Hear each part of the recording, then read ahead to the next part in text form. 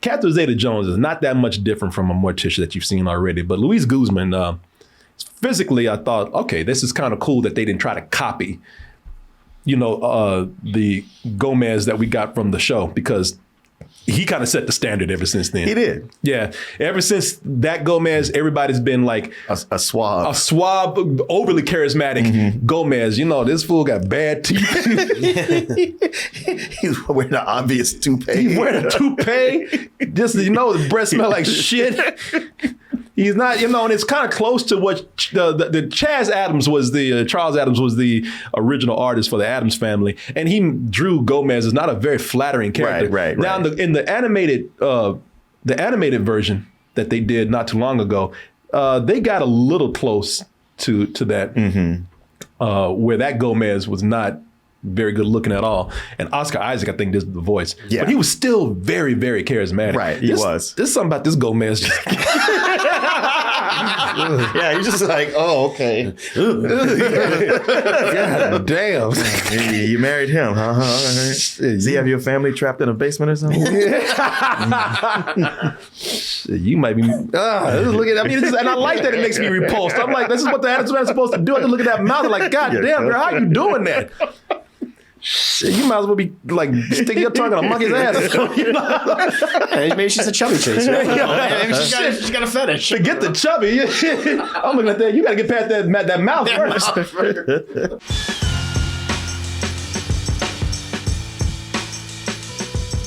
Speaking of Christmas programs, just in time for Christmas, man.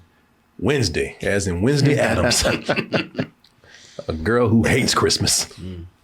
As much of us do already. Sure. But there have been so many versions of the Addams Family out there. Some people don't understand the Addams Family is one of the most enduring brands and properties out there. The Addams Family that I know, the first one that I know, the one that I grew up with, like many of you probably did and probably know, is the one that gave us that nice groovy song, man.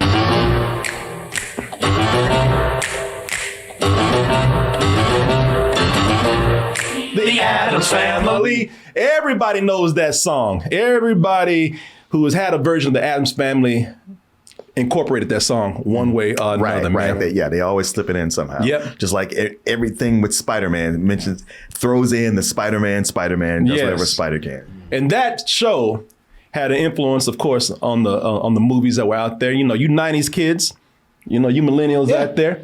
You remember those 90s Addams Family movies that gave us a great Gomez Addams, thanks to the late, great Raul Julia. Aha! Showtime! Thing is like, oh, this motherfucker going crazy. Nah. It's a miserable night. Movie, man. I know it wasn't great, but for some reason I liked it because I think they got the characters. At least Gomez and Morticia. I think they got them and well. Pugsley and Wednesday, I thought they did them pretty nice too. But hey, that's just another version. So if you looking like Martin, like I don't want that shit, hey, which I don't blame you because you like that old fashioned Addams Family right there. I get it. That's mine too. Yeah, no, that one and the original comic strip it came from. Those are two I think of. But oh boy, y'all got a whole lot of Addams Family goodness. I'm kind of jealous because they gave y'all so many different Addams Family versions out there. They had that cartoon that came on Saturday mornings. I remember this. Yeah, I remember that too. Yeah. Gen Z, we ain't forgot about you. You got your Addams Family too. Time to wake the children. Hello world is a song that we sing. It sucked, but hey, you had one. No, but you have it. But you had it, don't Don't say you didn't get nothing. I mean, you can have some of ours if you wanted, but that was all right. I didn't see the second one, but this one was okay. It ain't the best version out there, but it's all right. You take what you can get, right? And of course, you'll always have your snobs out there, your literary people saying, oh, that dribble is nothing compared to what I used to read in the New Yorker back in the day. Shut your ass up. Hey, man. Yeah, Mark. Yeah. Always got to bring that up. We know you read, okay? Looking down on us. Yeah. But there's never been a version like the one that we're seeing now on Netflix called simply Wednesday, of course, based on the character of Wednesday Addams. So this is a darker, and you could say just more mature take on the Addams family, you know, because after being expelled from school for having piranhas eat a kid's balls off. Jesus Christ. Hey, man, I told you the difference. Hey, you ain't seen that before in any Addams Family movie or show. But, you know, I know it's kind of just painful, It's right? a lot. It's a lot. It's a lot all to take fun and in. games. Yeah. Well, kids should have been around. Hey, you know, he had it coming. That's what they say, at least, if you get Wednesday's version of the story. But after being expelled from school for that, she's sent to Nevermore, which is a school for outcasts, which is where little ass probably should have been in the first place a long time ago. That's too late right now. She finds that the school is a school for what they call outcasts, which really just means non-humans. Yeah. You know, vampires, werewolves. It's an offshoot of Hogwarts. Yeah, That's what it looks like. Yeah, I played it. You know, vampires, werewolves, telekinetics, Sirens. fish people, shapeshifters. So society don't trust them because, well, shit, they're monsters. I mean, vampires and werewolves, you really don't trust them. Also, you know, people are saying, no, it's not because, you know, they're see, Corey, it's that human supremacy. Sure. That kind of ignorance right there, you know, that makes them misunderstood. You know how it goes in these things. You know, it was X-Men and everything else. But leave it up to Wednesday to get to that school and make it even weirder. She starts encountering some strange things that were happening that were not happening before. For one, there's some creature running through the woods looking like Bill Skarsgård. I didn't have a picture of the creature, so I just used the actual Bill Skarsgård. That's fair. That's fine.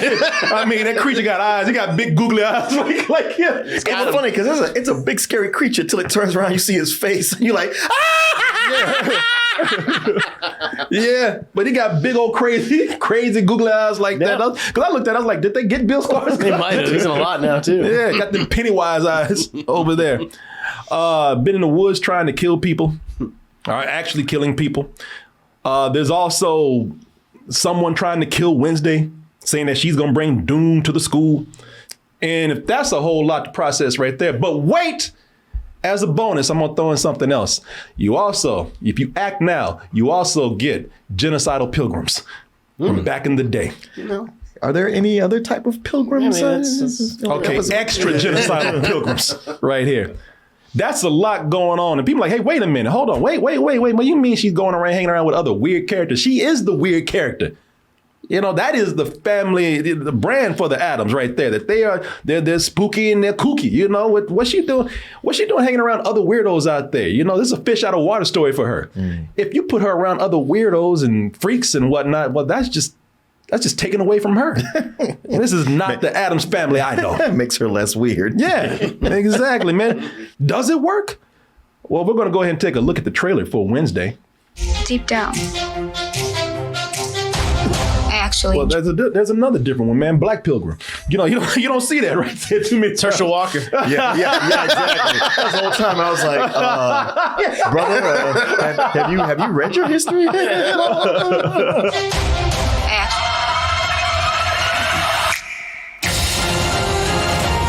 This is a lot to process here. If you heard the summary that I gave you, it's a lot of stuff going on. It's a lot of stuff going on. But if I was to just have to pitch this to you, sum it up in an easy way, I would say that if you just think of it this way, if you think of this as, I don't know, a CW show like Riverdale or Smallville, and combine that with Harry Potter, and then get Tim Burton to come in and direct, and you kind of got this right here. In fact, the creators of Smallville are the creators of this show. Alfred Goff and Miles Miller. So if you watch this and say this has a very CW feel to it, then that's because you got a couple of CW guys on there.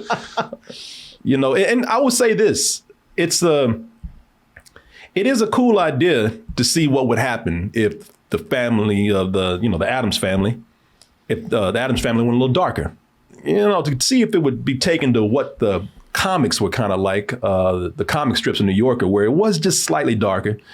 You know, they probably did some weird things. They probably got bodies in the house somewhere. You know, you never knew with them in the comics. You know, taking it to that part right there is an interesting idea to see where it would go if you actually made this family that came across as dark, make them actually dark. I was thinking about this because I like the idea, and there's a lot of other small things, not even small. There's other things I like about this. So I don't want to come in just trying to criticize it from the get-go, but it's a clever idea. But the execution never finds itself. You know, this thing is everywhere, man. And that is too bad because Jenna Ortega, I don't know how you feel, Martin, but I think Jenna Ortega, perfect as Wednesday Addams. See, she's so good that, you know, I can see somebody looking at her and saying, my God, we must do Wednesday Addams with you. We have to do a Wednesday Addams project. Yeah, she probably gave a great audition for it. Yeah. Yeah, they probably saw her walking around in Halloween dressed like Wednesday Addams. Like, right. God, you are Wednesday Addams. We must make a project with you. Yeah. But it's almost like they were so, they were so happy that they got Wednesday Addams right that the story came second. Because, I mean, they put a lot of work into getting Wednesday Addams perfect in this. It's everywhere, man. I don't really think it finds itself too well. It's got too many ideas. So many ideas. And they tried to put all of them in there because it starts out interesting. You know, I mean, listen, if you start out a show or a movie or anything where you got piranhas eating a boy's testicles off, shit, I'm in. I'm hooked.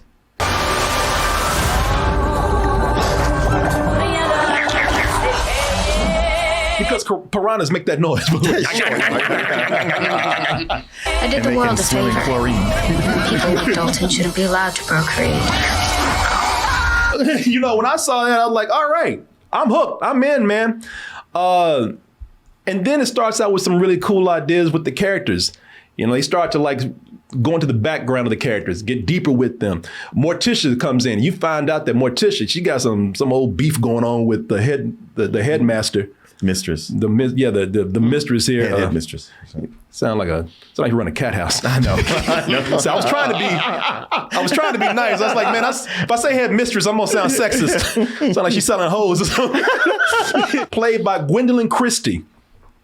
You know, something has happened, some history, some tension is going on with her and Morticia. They don't really tell you what it is, but back in the day when they went to Nevermore, ain't something not right with them. We can already tell there's going to be some shit between Wednesday and Principal Weems over here. Well, from right off the bat, you can tell there's going to be some shit between Wednesday and everybody. In the world. The world, yeah. Gomez might have killed somebody. Right. He's not joking. No, they say, hey, man, you just going to roll back in town when you know you still wanted for murder some way, somehow. Yeah. Yeah. I've got my eye on you since your father killed somebody. Wait, what? Wednesday's freaking out the freaks when she gets there.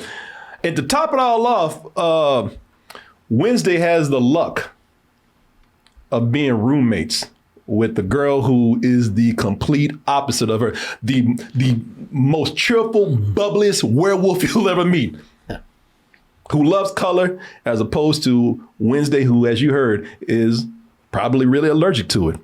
And the werewolf girl is played by Emma Myers. That's her name is Ensign, and they become somewhat frosty friends in this, man.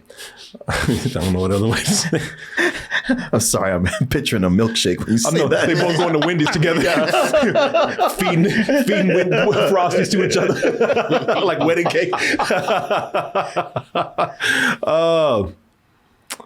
But you throw in all these monster murders and these visions that Wednesday's getting, the pilgrims, and the several subplots with these characters that we have here. I mean, to me, it's almost too much.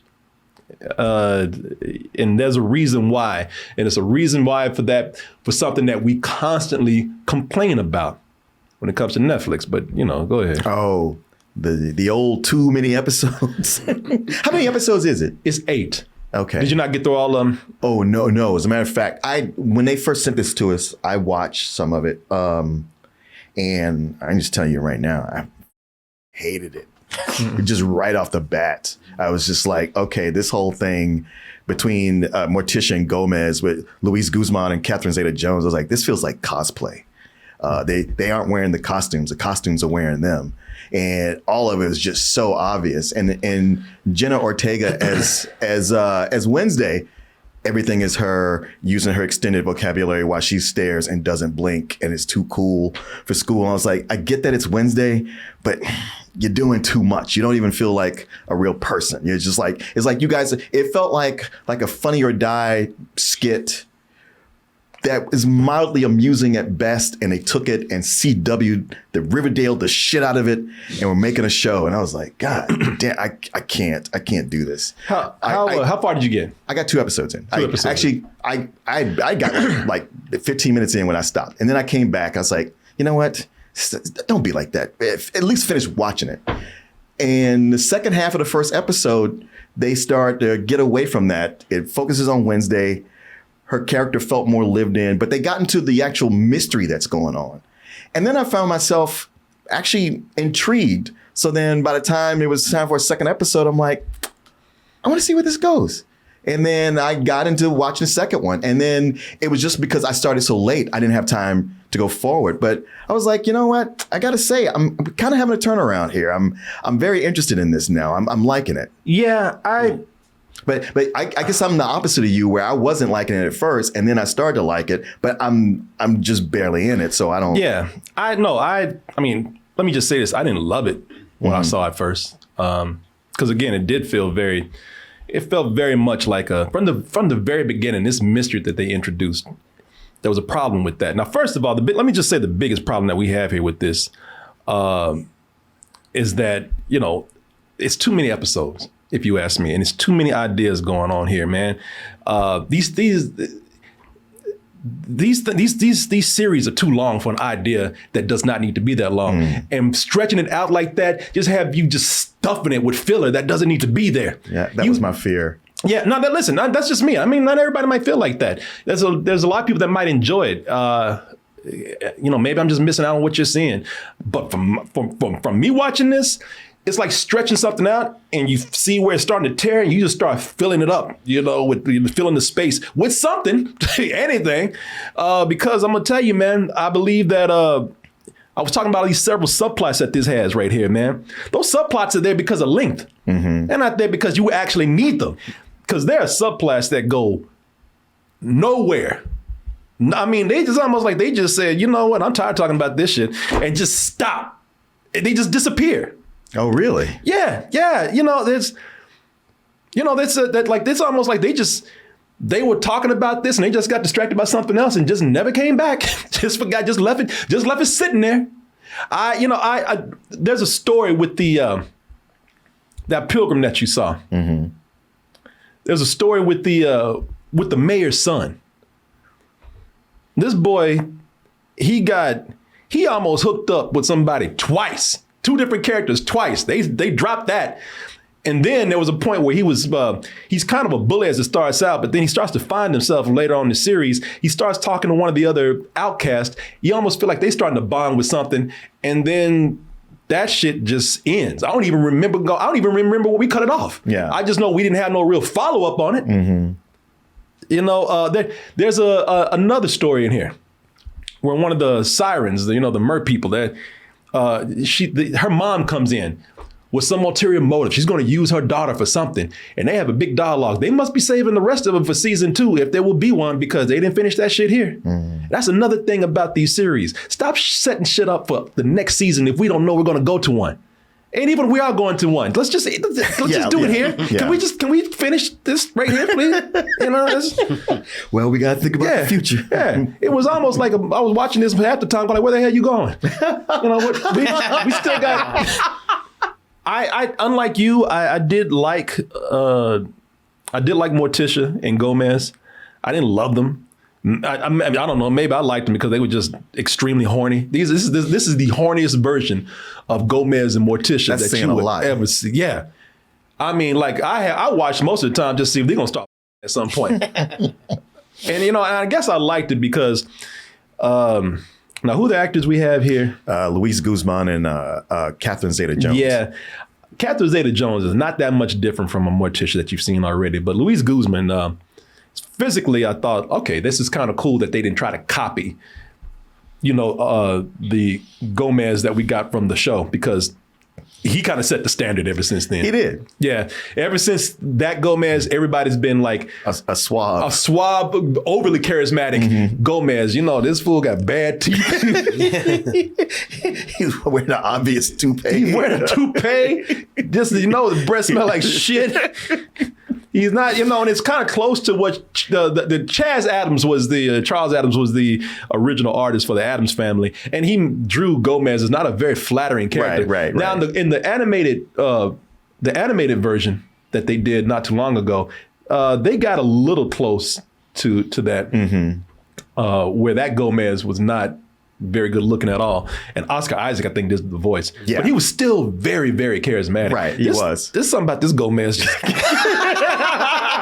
Yeah, you're just like, oh, okay. God damn. You married him, huh? Does he have your family trapped in a basement or something? You might be. Look at. And I like that it makes me repulsed. I'm like, this is what the Addams Family is supposed to do. I just look at that mouth. I'm like, God damn, girl, how you doing that? Shit, you might as well be like sticking your tongue in a monkey's ass. Maybe she's a chubby chase. Maybe she's got a fetish. Forget the chubby. I'm looking at that. You got to get past that mouth first. I did like them, man. But I would tell you something about them. What I did not like, I was saying, you know what? I'm so glad you gave us kind of this physicality of them. But there's a story in there. Later on around episode 5, it was cool they came back in, because I think this is stronger when we get some of these legacy characters in here. But they come back in and they have a whole subplot, a whole story where now it does wrap up. And it's with, Gomez's murder accusation. But it's not needed. Oh. It's not. It's called Wednesday. It's not needed. You just put that in there because you're trying to fill in for a show. You're trying to make an episode so we can reach that agreement of doing 8 episodes. It's not. It's interesting. It's not really done bad, but it's really not necessary for something that's already probably too long as it is. This thing is all, it's all over the place, man. It's just, and that's why I was wondering, I was hoping that you would get into it later so I could see what you would think about it. But shit, you ain't gonna get to it now. I'm certainly not. I mean, I left the house going, dang, I wish I could watch more of that. Maybe this will be a show I'll watch when I get home. But now I'm listening to you. Yeah, like, but still, I got other shit to watch. Yeah, look, I know you got a lot of stuff to do, and so if you ever get curious and want to go back and check it out, I would be curious to see what you think, because you were starting to like it. And, there's been times you've been the opposite of me. Sure. So maybe you should, go in a little further and see if you like it. Okay. These things I'm looking at, they might be interesting to you. Okay. I'm watching. They got so many subplots that are going all over the place. My mind started to wonder watching this, man. Should I put on my Raycons in the middle of this, man? Right here?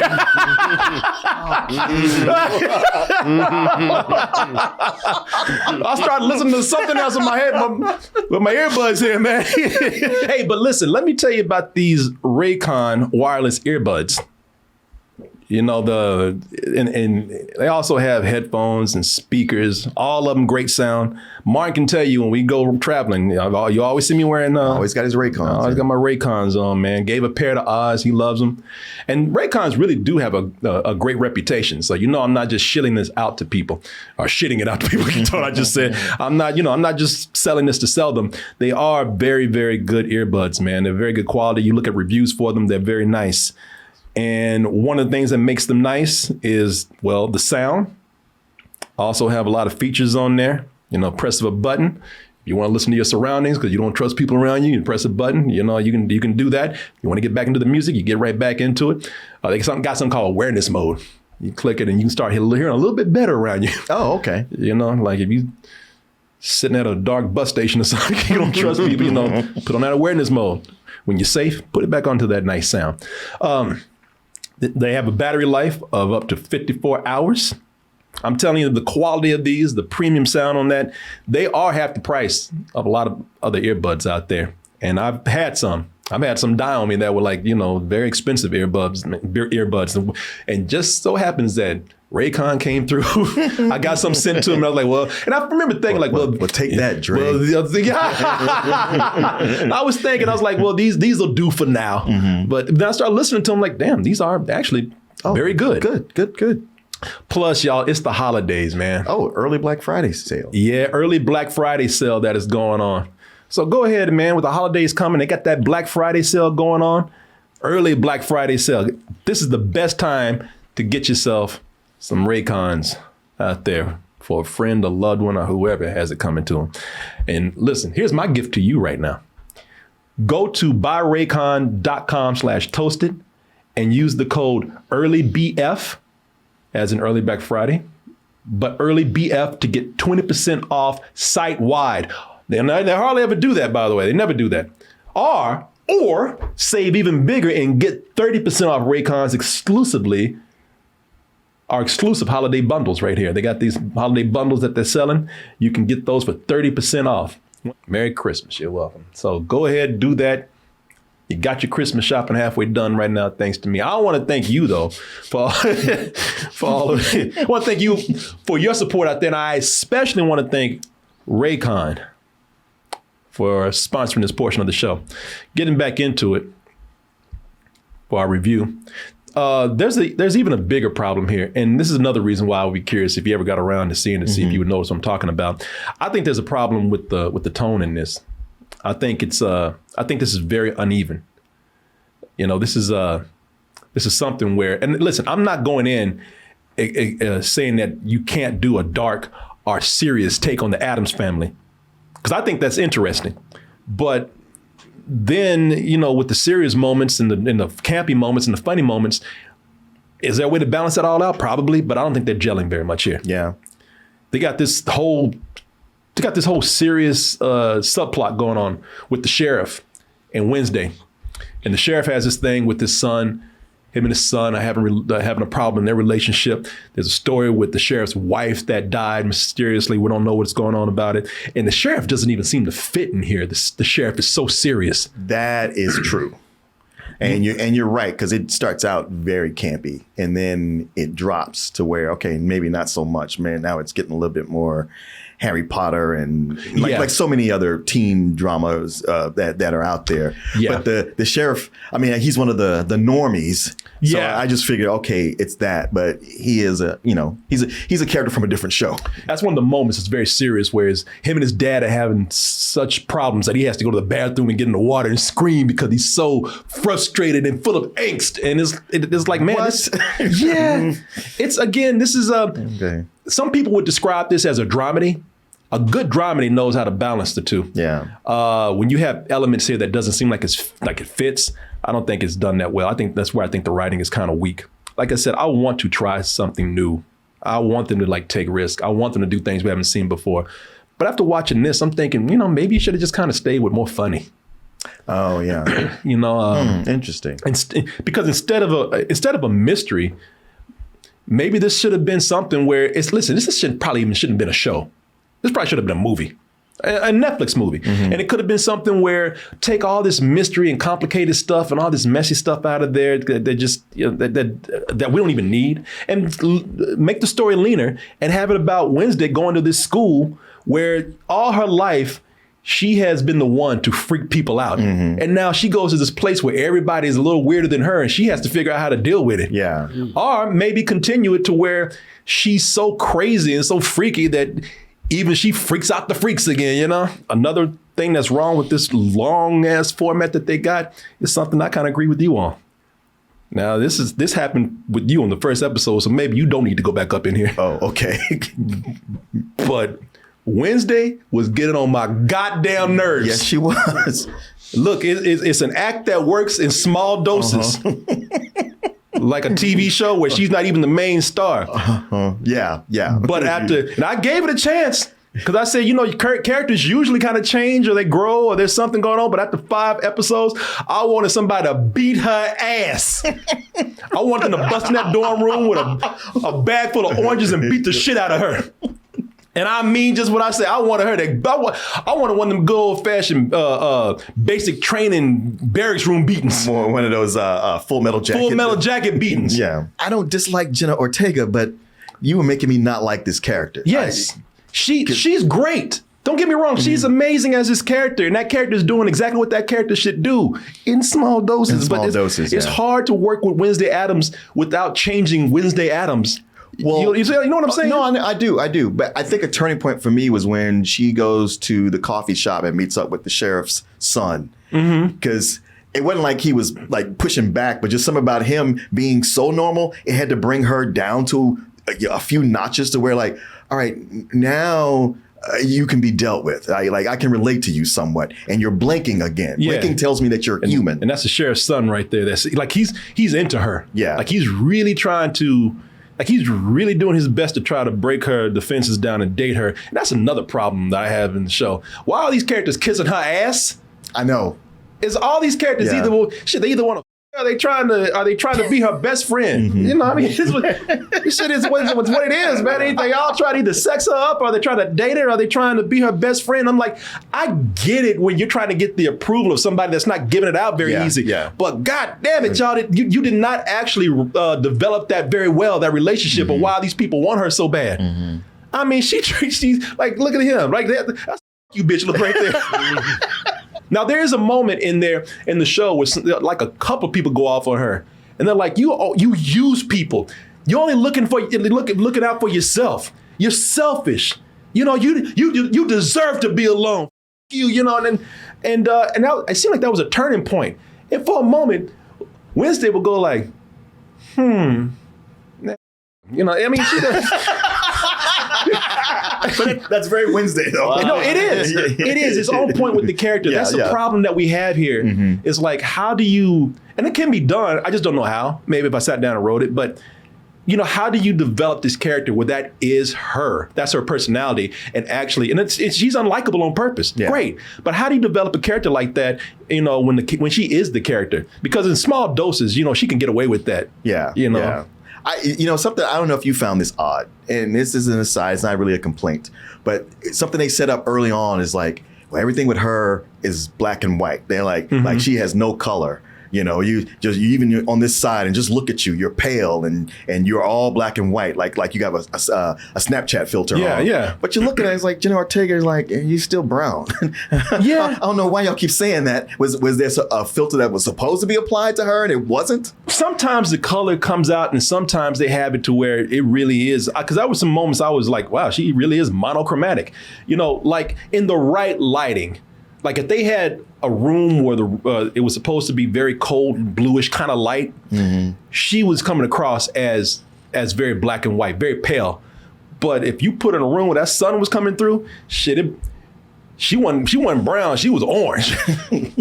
Yeah, it seems like that where they're like, oh, the pale girl and you're all nothing but black, white, and gray. I'm like, oh, I see a lot of brown in her. I don't think she can escape that. She, you know, and she's really not white, you know. I imagine she wears makeup to cover herself up. Yeah. So, you know, maybe she just forgot to put a makeup on right there. And the makeup department, you on strike that day. I mean, listen, I had way more problems. I say, like it's not even a complaint. It's just something I noticed. Where I was just like, question, just the question mark. Somebody's bringing it up, like, wow, your skin is white. Yeah. And I'm looking at you going, it's not. I don't know why you just said that, but okay, I'll go with it. You know, some of the best episodes are when they're focusing less on the mystery and actually focusing on the humor. That's why I said this probably would work better as a show. I mean, as a movie that was funnier, or a flat out comedy, a dark comedy, instead of like trying to do this dramatic mystery that's in here. You know, like when the outcast, they have to go to town and they have to interact with the normies, you know, or when the family comes in. When I'm talking about the family, I'm talking about, again, some of the legacy Addams Family characters, because some of the people that they brought in, I thought were pretty good. I loved when Uncle Fester came in, man. Uncle Fester, I thought was so you didn't get to those episodes. No, I didn't get to that.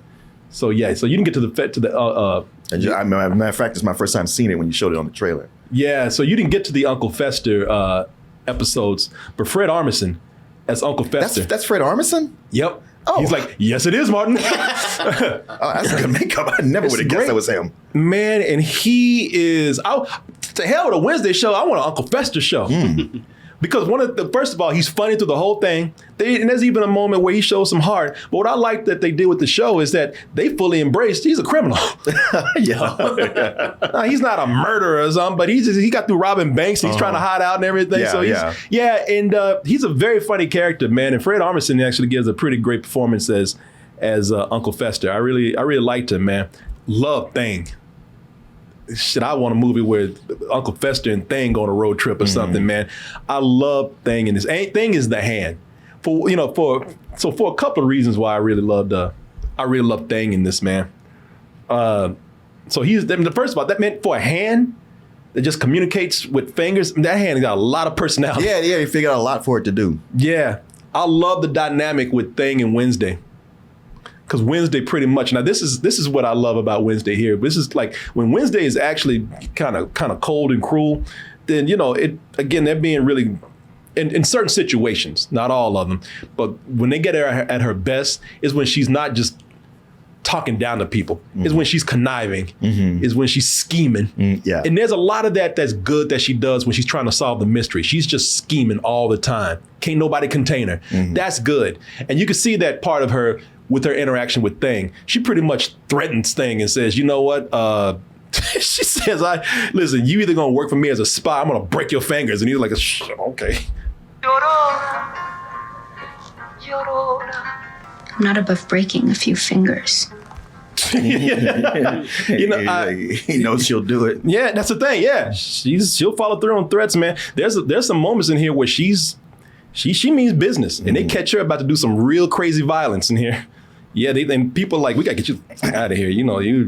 Everybody's tried to deal with you. You're getting more dangerous as things go along.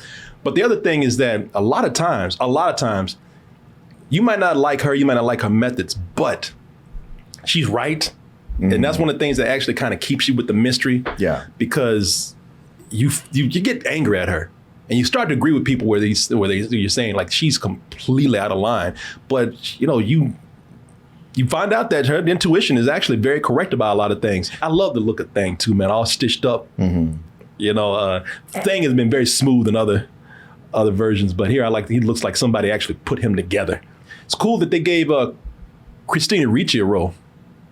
Christina. Oh, that's who that is? Yeah. Oh, yeah. I was trying to figure it out the whole time. Oh, yeah, I'm funny. Yeah, Miss Thornhill. Okay. She's kind of like the poison ivy of this. Yeah. Because, Christina Ricci, she killed it back when she played Wednesday. Uncle Fester, may I have the salt? What do we say? Now. You hear about where they leave these reboots and remakes and whatnot. A lot of the original people they leave out, and it was cool that they left Christina Ricci in, and she's actually pretty good. Set designs are very nice here. Art direction is very nice. I loved the contrasting style between Wednesday and Ensid, her dorm roommate. I like the way the room is split in half. One side is complete color, the other side is complete black and white. Some things like that that's kind of classic of Tim Burton. And you get there, man. There's also a climax with a creature fight that was done pretty well. The CG effects are not all that bad. Oh, okay. Yeah, it was actually kind of cool what they did with the climax here. But also, the climax is very Hollywood. There's a moment here, man. I thought the climax is where I thought it was the weakest. I thought it was some terrible writing going on with that. During the climax, first of all, you got a villain who is a very Hollywood villain, just something they need at the last minute to make things go out with a bang. Villain who's got like one note, has a lot of bad dialogue, a lot of explosions surrounding this villain. And I thought that was just kind of, it's boring. Seen it all done before and a whole lot better. But also, during the end with this, man, that's when the writing was terrible. I don't want to spoil anything, but there is someone's dying, and another person comes in at the last minute, something we ain't even talked about. They said, hey, that thing you've been carrying the whole show, that gives you one extra life. a one-up. All right. Yeah, it's a one-up. But did Mario stop by and he's like, here you go. We never talked about this object before. We knew it was there, but that's it. Oh, by the way, that thing you've been carrying, oh, don't worry, that gives you an extra life. But hey, you can only use it one time. See you. You just killed this for me. For me, it might have been a low matinee had that ending, that last episode had not had such, for me, bad writing. So I'm giving this a high rental. Some fun stuff to watch with this at home. Well, okay, let me ask you this. We get Uncle Fester who shows up later. Mm-hmm. What about Cousin It or Lurch? Lurch he was in the beginning.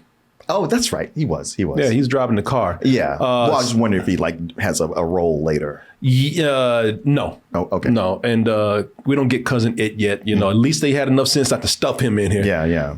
Even with Fred Armisen, as much as I like him in this, actually I love him in this, but as much as I loved him in this, it even felt like maybe a slightly forced appearance. Hey, look, everybody, it's Uncle Fester, because he was only in for one episode. It feel like, all right, they just kind of wrote something for him. Yeah, so we'll see. I would love to see what they would do with something like Cousin It, but I would love to see a better show too. But yeah, high rental for me. Okay. But we'll see how it goes. Fair enough. Fair enough, everybody. We'll see.